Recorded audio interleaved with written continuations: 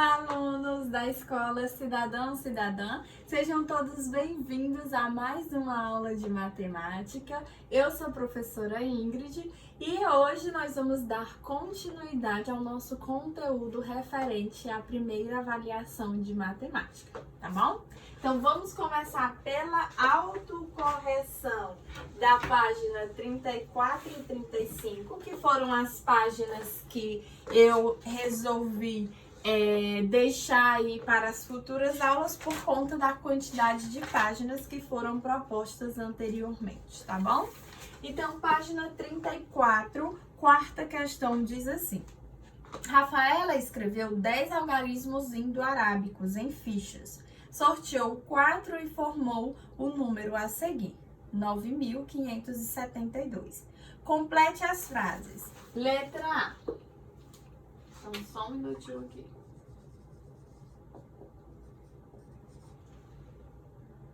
Letra A. O número formado tem 4 ordens. Letra B. A ordem de maior valor é unidades de milhar.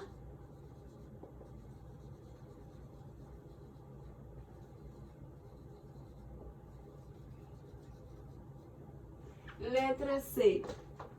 O valor relativo do algarismo 5 é 500. Letra D. O valor absoluto do algarismo 9 é 9. Letra E.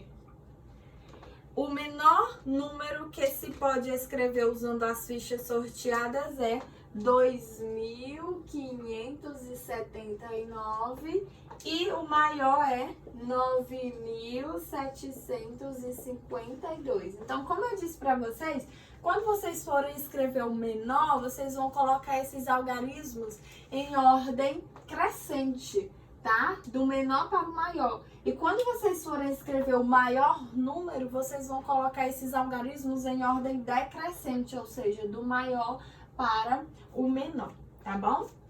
Faça como Rafaela, crie e embaralhe as fichas de 0 a 9, sorteie 4 fichas e forme 3 números diferentes com elas. Depois, faça a leitura de cada número e escreva por extenso.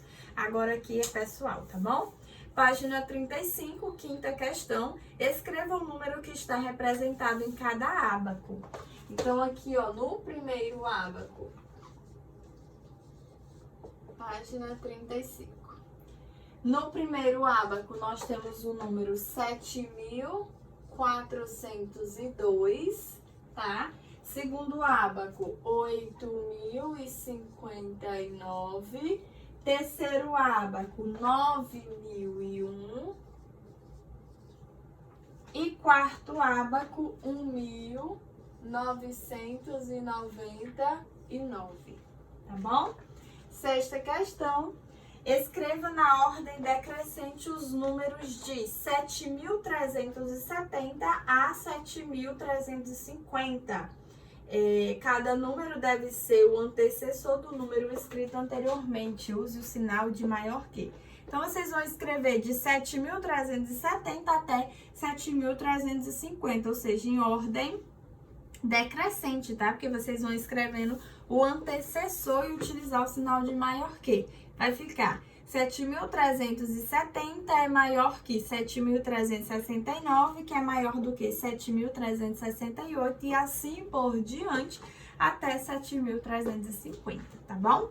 Sétima questão, decomponha os números conforme o exemplo. Aí no exemplo nós temos o número 1.735, que é igual a 1.000 mais 700 mais 30 mais 5. Então na letra A, nós temos o número 3.952, que é igual a 3.000 mais 900 mais 50 mais 2, tá bom? Letra B, 4.875, que é igual a 4.000 mais 800 mais 70 mais 5, tá bom? E letra C, 5.561, que é igual a 5.000 mais 500 mais 60 mais 1, ok? Certo? Vamos agora para a página 45, tá bom? Página 45, lá onde fala sobre a numeração ordinal. Vocês podem dar um pause aí no vídeo, tá? E depois continuar, porque eu vou precisar apagar aqui.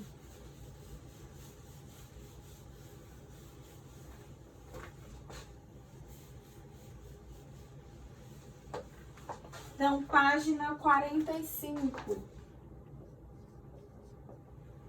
Complete corretamente as afirmações escrevendo por extenso o número ordinal. Então, aí nós temos o seguinte: participavam de uma corrida sem corredores. Letra A. Marcelo foi o último colocado, chegando em 100º lugar. Gente, se ele foi o último colocado, ele chegou em 100º lugar. Tá bom? Letra B, Eduardo foi o campeão, ele chegou em primeiro lugar. O campeão é o que chega primeiro. Letra C, 19 chegaram na frente de Sandra, ela foi a 20ª, depois do 19 é o 20, então ela foi a 20ª.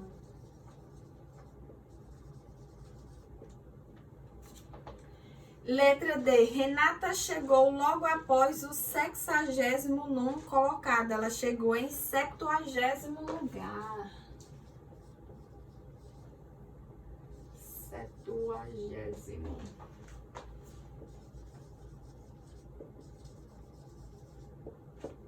Letra E, Thaís chegou logo após o 89º colocado. Ela chegou em 90º lugar.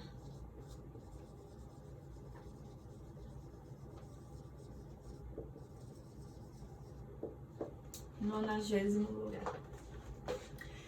Segunda questão, coloque um nos números usados para ordenar, né, os ordinais, e 2 nos números usados para contar, que são os cardinais. Letra A. Marta comprou 5 potes de biscoitos. 5 potes, então, não está indicando ordem. Se não está indicando ordem, é um número cardinal. Letra B, Marcos foi o 5º a chegar na festa, então tá indicando ordem, então é um número ordinal. Letra B é 1. Letra C, Gabriela tem 40 ursinhos de pelúcia na sua coleção, está contando, então são números cardinais, tá bom? 2. E letra D, na lista de alunos da turma, Tiago é o 26º, então tá indicando uma ordem. É um número ordinal, tá bom? Certo? Página 46.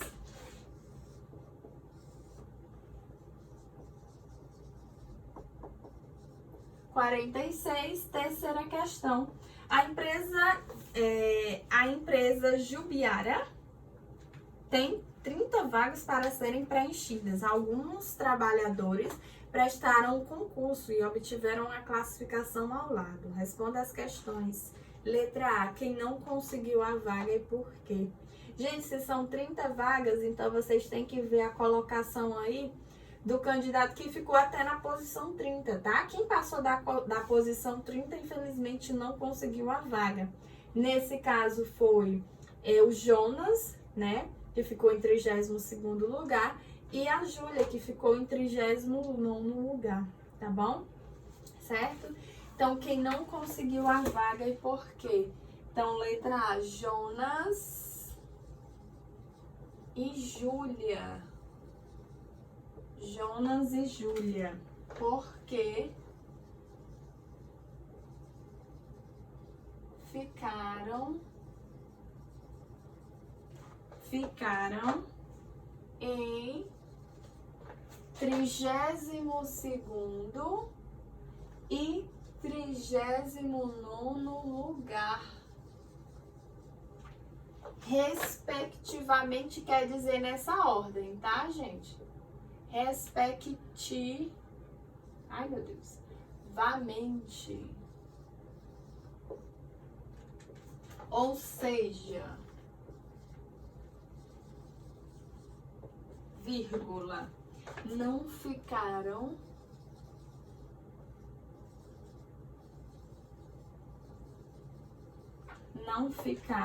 entre os 30 primeiros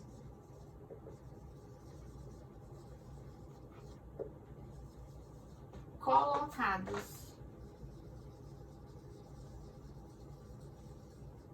Não ficaram entre os 30 primeiros colocados, ok? Letra B. Entre os que apareceram no quadro, quem obteve a melhor classificação? Gente, quem obteve a melhor classificação foi aquele que ficou mais próximo do primeiro colocado. Nesse caso, foi o quinto colocado, né? Sendo a Carla. Então, letra B foi a Carla. Ela ficou na quinta colocação. Quarta questão. Siga as pistas dadas pelas crianças e descubra a ordem que cada uma delas terminou de fazer as atividades de matemática. Responda no quadro abaixo. Então, o Rafael disse, eu terminei logo depois do segundo. Então, o Rafael terminou em terceiro, tá? A Ana Paula, eu terminei antes do segundo, então ela foi a primeira. A Joana, eu terminei depois do primeiro e antes do terceiro, então a Joana foi a segunda.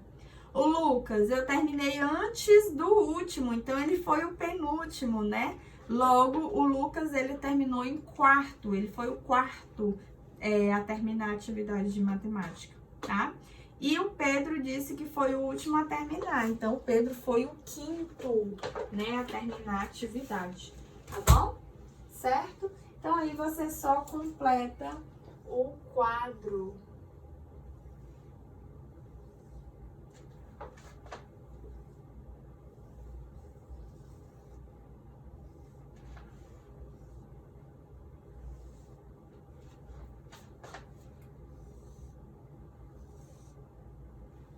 Primeiro, segundo e terceiro, quarto e quinto. Então, primeiro lugar, Ana Paula. Segundo lugar, Joana. Terceiro lugar, Rafael. Quarto lugar, Lucas. E quinto lugar, Pedro. Ok? Certo? Página 47 diz assim. Quinta questão.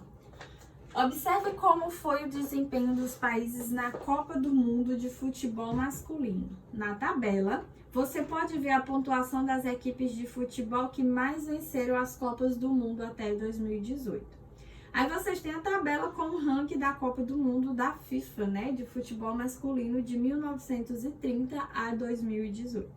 Tem a posição, tem a equipe, os pontos, a quantidade de jogos, de vitórias e de derrotas, tá bom?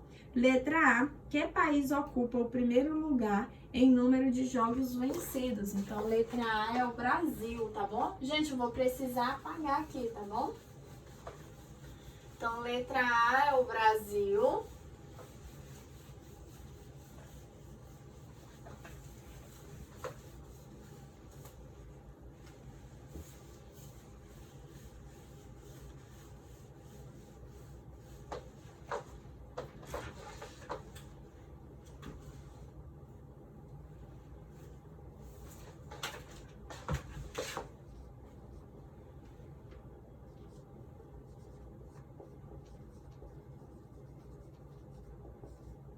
Letra B. Qual é a classificação da Argentina? A Argentina, ela está na quarta posição, tá? Ela é a quarta colocada.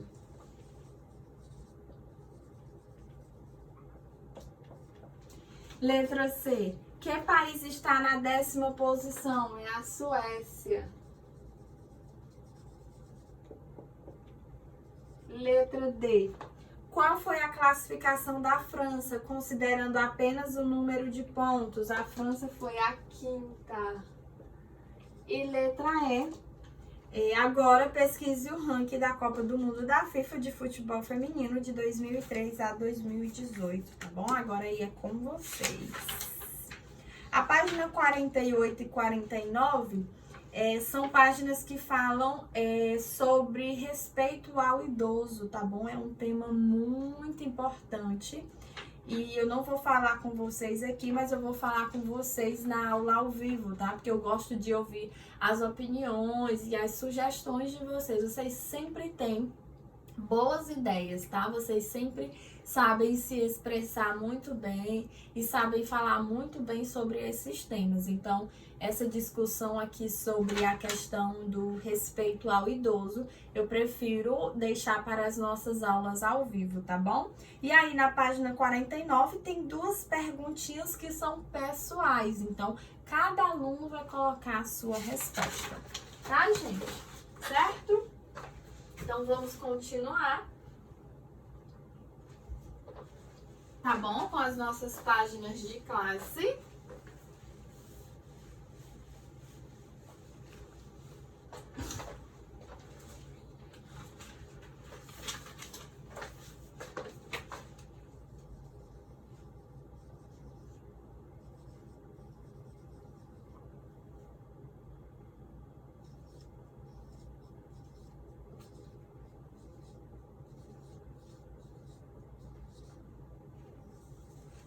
Página 50, né? A página de classe. A página 50, ela já traz a abertura do capítulo 3, tá bom? Que é o capítulo que fala sobre o sistema monetário brasileiro, monetário, dinheiro, tá? Então, vamos falar um pouco sobre o dinheiro brasileiro, tá bom? O dinheiro utilizado no Brasil passou por muitas mudanças ao longo do tempo, né? Nós temos aí algumas representações dessas cédulas, tá bom?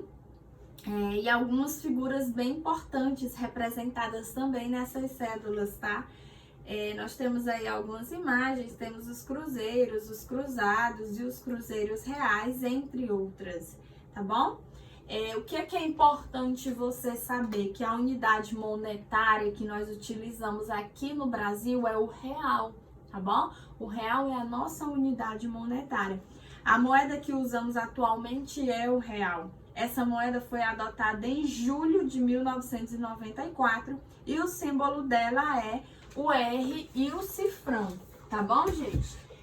O R sempre maiúsculo, que representa real, e o cifrão, que é a representação monetária, tá bom?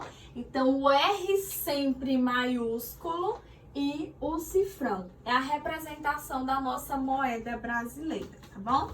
Exemplo, 15 reais, né? R$1 pode ser dividido em 100 partes iguais, cada uma dessas partes chama-se centavos. Atualmente, porém, quase não usamos moedas de 1 centavo, mas podemos compor R$1 de muitas outras formas. Observe que 2 moedas de 50 centavos valem R$1. Então, R$1 corresponde, por exemplo, a 2 moedas de 50 centavos, né? Porque 50 centavos mais 50 centavos é igual a R$1.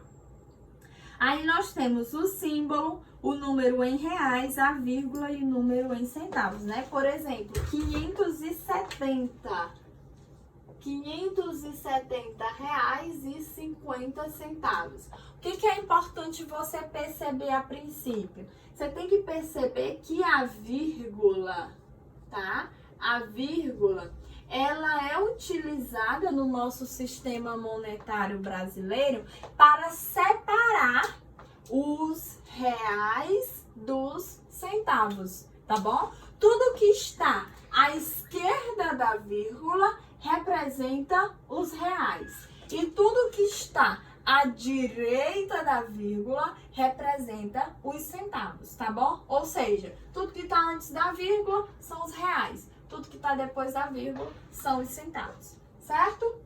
Então, aqui, ó, o R e o cifrão para representar o real. 570 reais veio antes da vírgula, né, à esquerda da vírgula, e 50 centavos veio após a vírgula, então representa os centavos. Lemos R$ 570,50, tá bom? Não esqueça que a vírgula é utilizada para separar aí os reais dos centavos, tá bom? Na página 51, nós temos alguns exemplos de cédulas e moedas que nós utilizamos, tá? Então, o dinheiro brasileiro, ele apresenta-se na forma de cédulas e moedas. Nós utilizamos tanto cédulas quanto moedas. As cédulas, vocês vão associar ao papel, tá? O dinheiro em papel. Então, como cédulas, nós temos o R$2, R$5, 10, 20, 50 e 100. E foi colocado aí no mercado, né, no ano de 2020, ou seja, recentemente, a cédula de R$200, tá? Só que ainda ela não é tão vista no mercado porque ela está sendo inserida gradativamente, tá bom? Então, nós temos também a cédula de R$200. E aí nós temos a moeda de 1 centavo, que não é tão utilizada, né? Ela está em desuso aqui no nosso país. Temos de 5, de 10, de 25, 50 e de R$1, tá bom? Essas são as cédulas e moedas que nós utilizamos, tá bom? Como vocês sabem, o nosso dinheiro, né? Ele é utilizado para comercialização, para compra e venda, né? Então, na página 53, nós temos essa representação, compra e venda. A mãe de Marcos é comerciante. Nas férias escolares, Marcos gosta de ajudá-la na papelaria e observa tudo. Ele ouve a mãe falar em lucro, custo, prejuízo, entre outros termos que ele não conhece. Marcos resolveu pesquisar e descobriu que o preço pago por uma mercadoria é o custo. Custo também pode ser o preço pago por um serviço. Quando uma mercadoria é vendida por um preço maior que o custo, temos lucro. Quando uma mercadoria é vendida por um preço menor que o custo, temos prejuízo, né?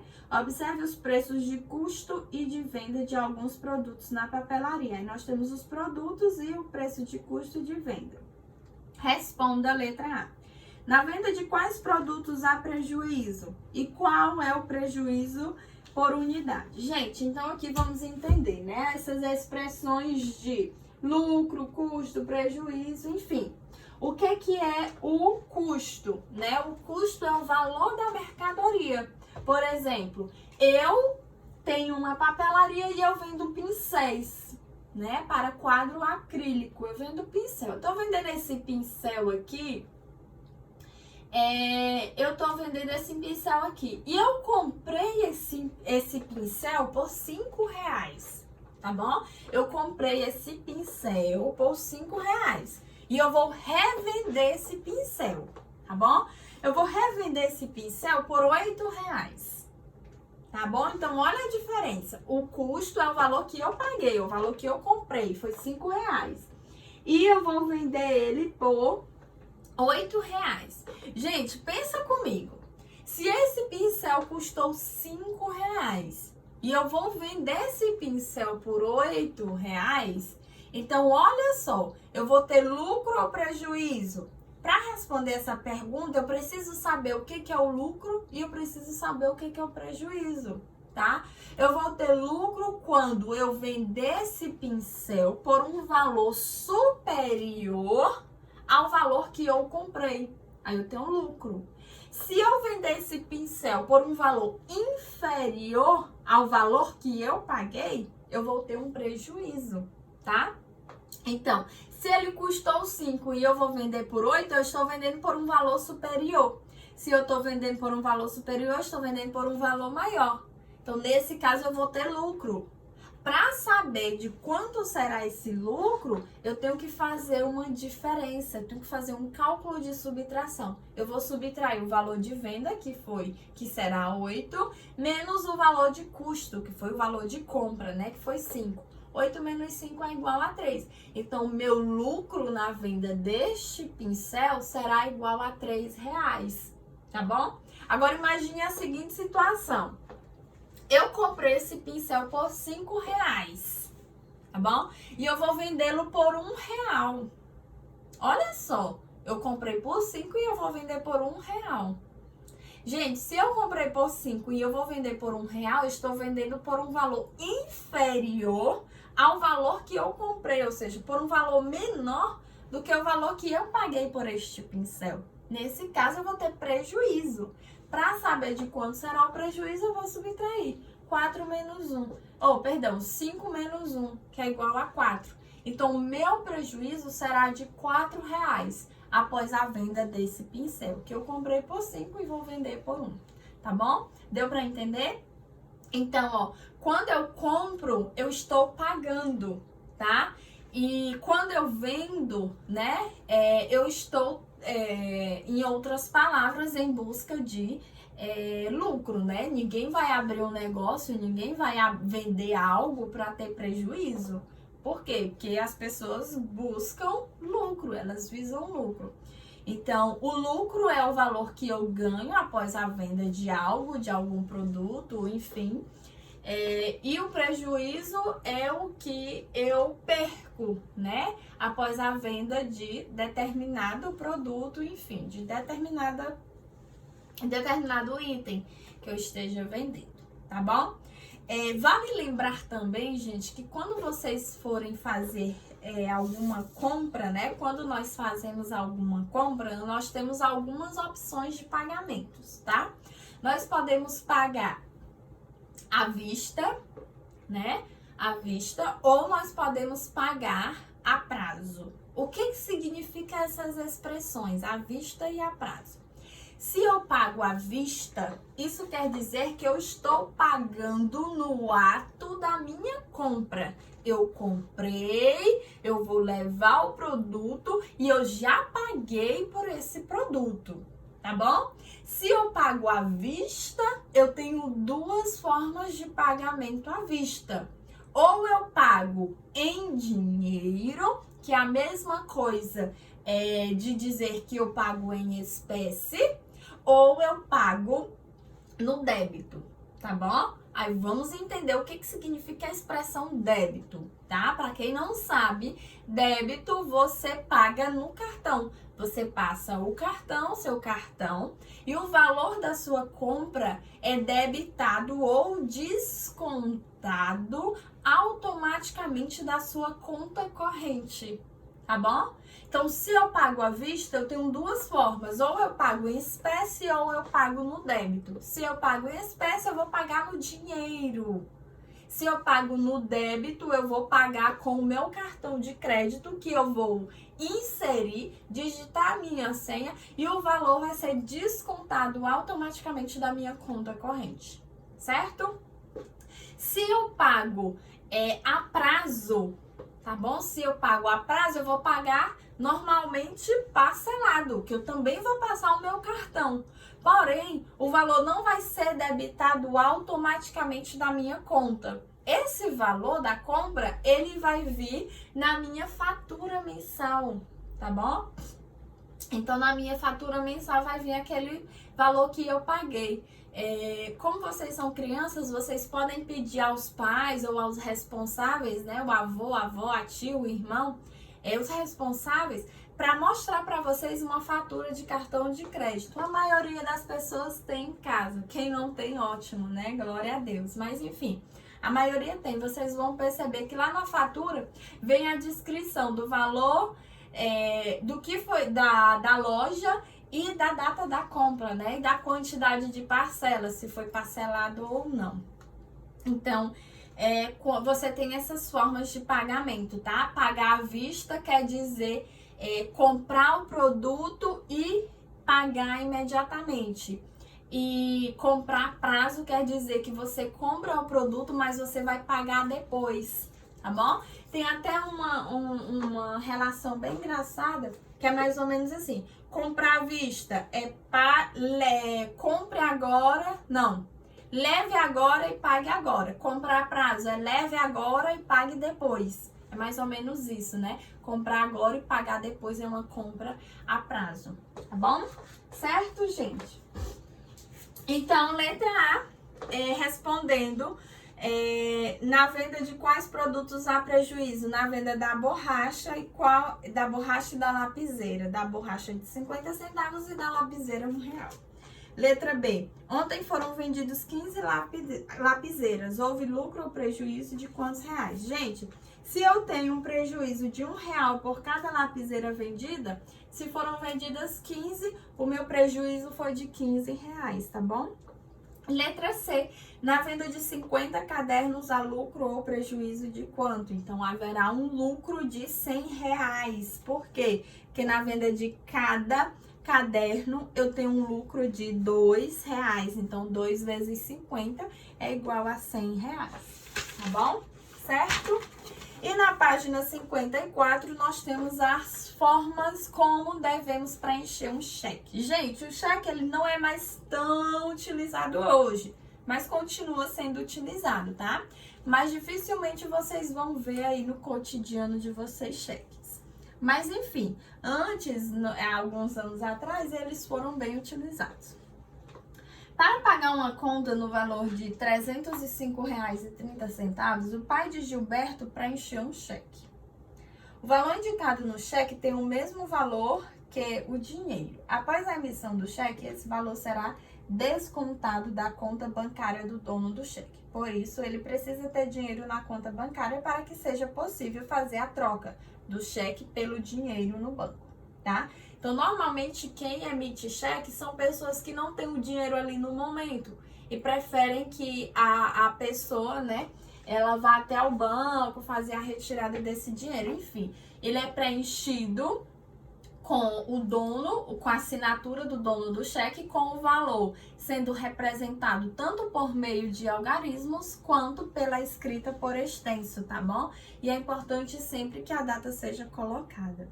Agora imagine que você comprou uma câmera digital no valor de R$ 780,50 e vai pagá-la com o cheque abaixo. Preencha corretamente. Então, vocês devem colocar na parte superior, vou mostrar aqui para vocês, ó.